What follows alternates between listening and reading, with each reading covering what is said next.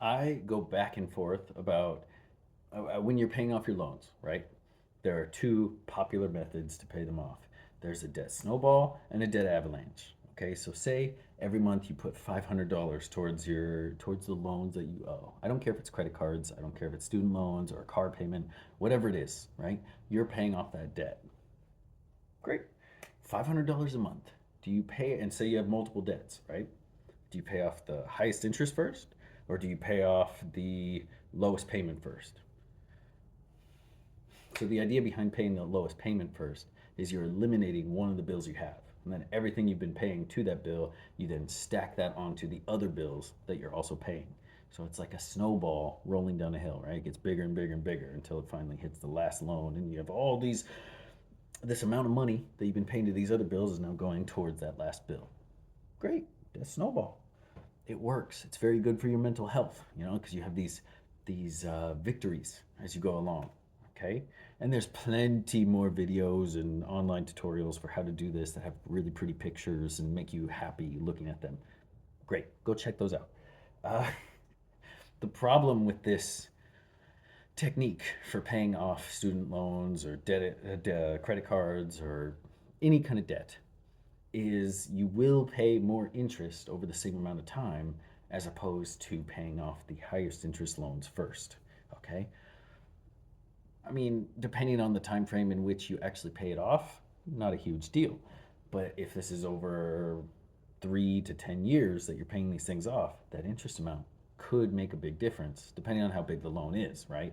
If if your debt is only like $20 here, $20 here, $20 there, right, probably not a big deal. You should probably pay that off as soon as possible. It doesn't matter. But if it's like 2,000 here, 5,000 here, 20,000 here, you got to do a little thinking, right? So in that regard, 2, 5, and 20, all in the thousands. If the $20,000 loan has a 9% interest rate on it, but the 2 and the 5 only have a 3% interest rate, it might be wise to focus on the 20 because you're going to be paying a ridiculous amount of interest on that. Fair, fair. And you could see why paying off the 2 and the 5 would feel better, right? Because as you pay off the 2, as you pay off the 5, you have a little victory like, yes, I'm making progress. And then all the money you're using to pay off the 2 and the 5 can then be snowballed into the 20's payment. Absolutely. You're absolutely right. And if you go that route, hey, you're going to pay the debt off. You're going to be just fine. But if it's weighing on you that every month you log in to pay that $20,000 bill and you see now it's at 21,000 and then 22,000 and then 23,000 while you're making minimum payments and that eats at your soul, it makes it hard for you to sleep, maybe you should consider the avalanche. Okay? Maybe focus on the 20,000, leave the 2 and 5. Excuse me. So the 2 and the 5 by the time you've paid off the 20 might be more like 3 and 7. They might be. It depends how long it takes you to pay off the 20, right? You have to pick and choose what kind of poison you're going to take when you're paying off your debt.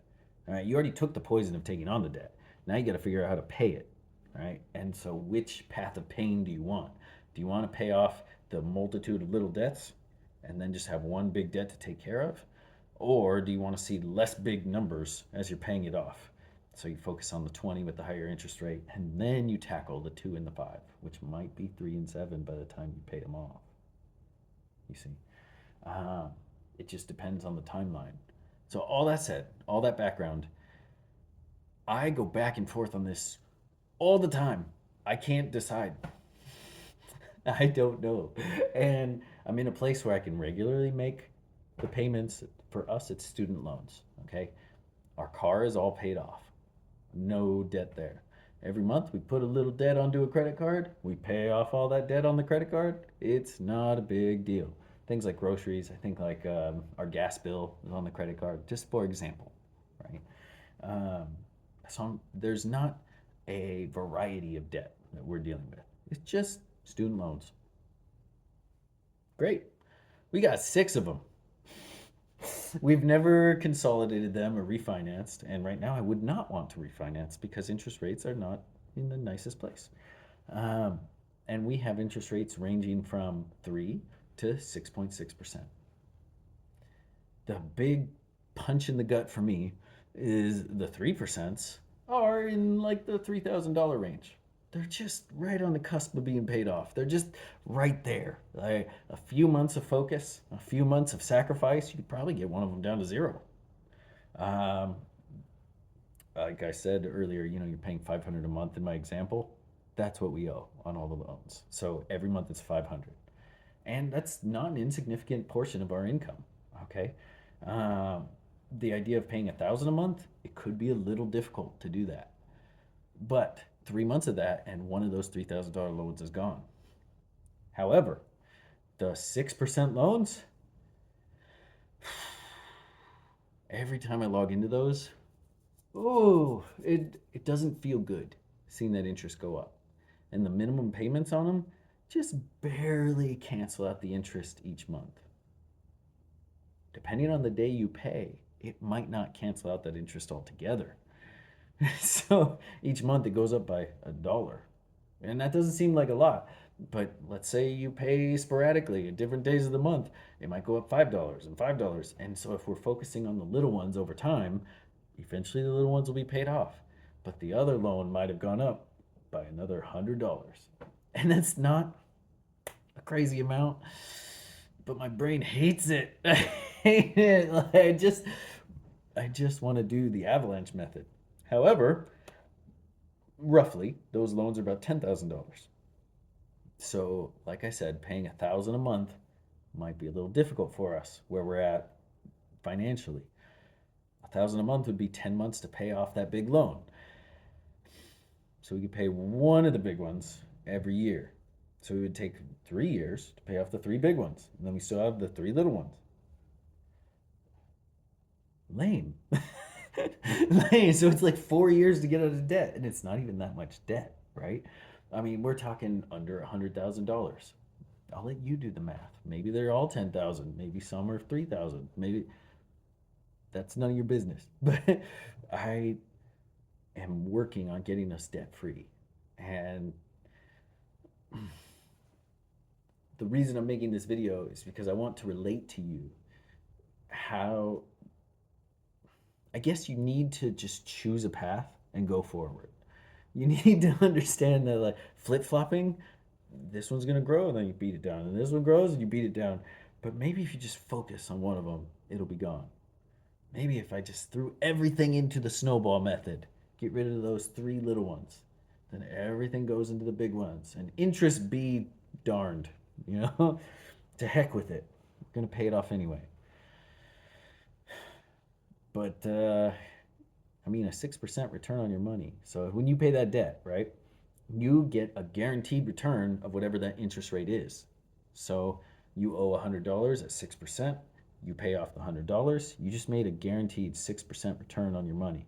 That's not half bad. I mean, short-term treasuries right now are in the 5.5% range. So I mean, not bad. And 6% annualized every year. I mean, there's this fancy thing called the rule of 72, where you take 72 and you divide it by whatever the rate of growth is, in this case, the interest rate. And so if that's 7%, for easy maths, 70 divided by 7 is 10. So every 10 years, that loan amount would double. Okay? Please plug it into a calculator and correct me in the comments. But you get an idea of how the higher the interest rate, the scarier that interest can be, right? So high interest rates make me a little nervous, right? I really want to get on those big ones. I think the wisest thing to do, just for me, financially, I think the wisest thing to do is focus on the snowball method. Get rid of the little guys, okay? Give them the little bowl of porridge, send them off into the forest, and never see them again, okay? I think that's what to do. um, is that the wisest as far as like money saved and paying off the debt as fast as possible and on a 10-year time frame? No. You're going to save a lot more money doing the avalanche. But paying off the little ones will reduce our monthly payment every month. And those are three bills that are gone because you got three little, three big, right? Fair. And who knows where the economy is going to go in the next 10 years? Maybe we want to free up some of that cash that's due in debt all the time, every month. Pretty wise. And if we ever stop paying on those big ones, ooh, they're going to punch us right in the kidney. Okay? It's only 6%, but that's no joke. Rounding up with some bad math, every 10 years that loan doubles. Uh, so I just wanted to paint that picture for you. Wherever you're at in your financial life, wherever you're at making payments, this is something you got to think about.